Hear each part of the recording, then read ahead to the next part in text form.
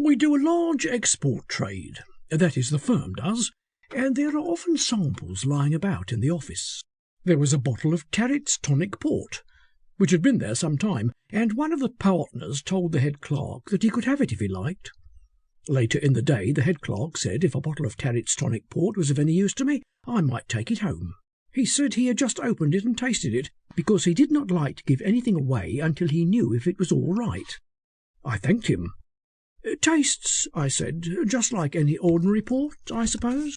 "Well," he said, "it's more a tonic port than an ordinary port, but that's only what you'd expect from the label." "Quite so," I said, "quite so." I looked at the label and saw that it said that the port was peculiarly rich in phosphates. I put the bottle in my bag that night and took it home.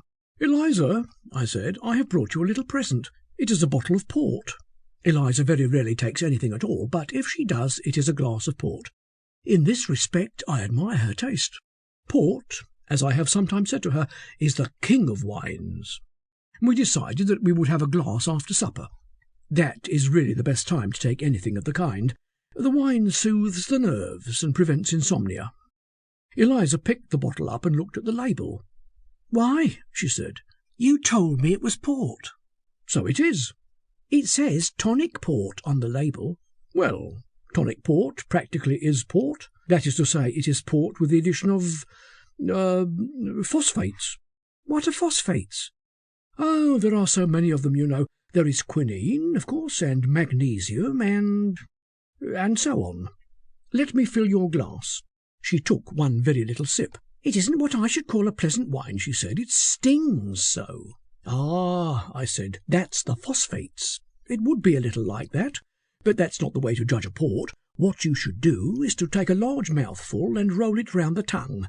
Then you get the aroma. Look, this is the way."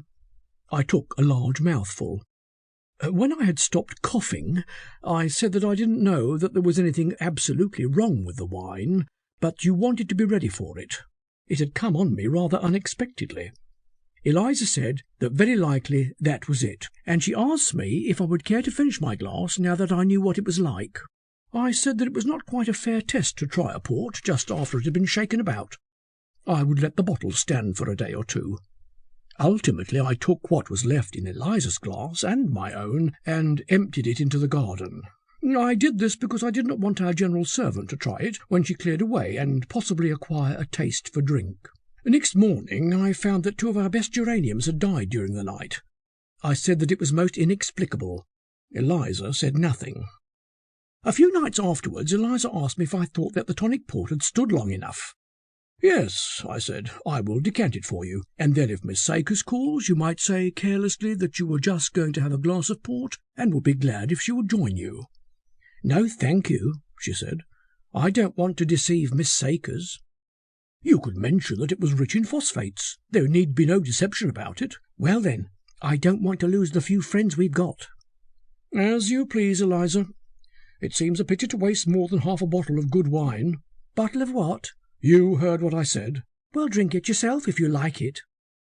Some weeks afterwards I found the bottle of Tarret's tonic port still standing in the sideboard. I gave it to our servant, explaining to her that it would be best mixed with water.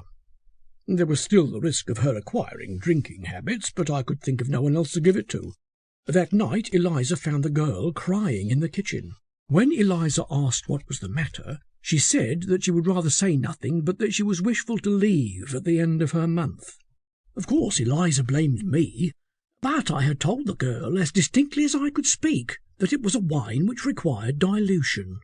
However, Eliza persuaded her to stay on. The girl took the pledge on the following day and seemed changed in many ways. She put the bottle back in the sideboard. There was still more than half of it left.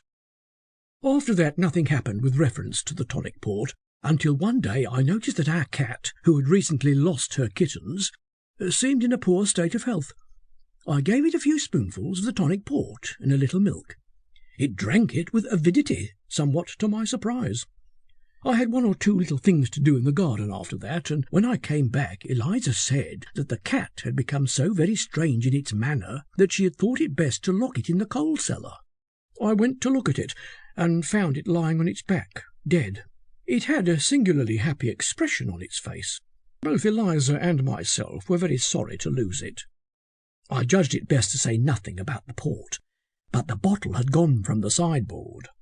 Eliza said that she had removed it to prevent further accidents.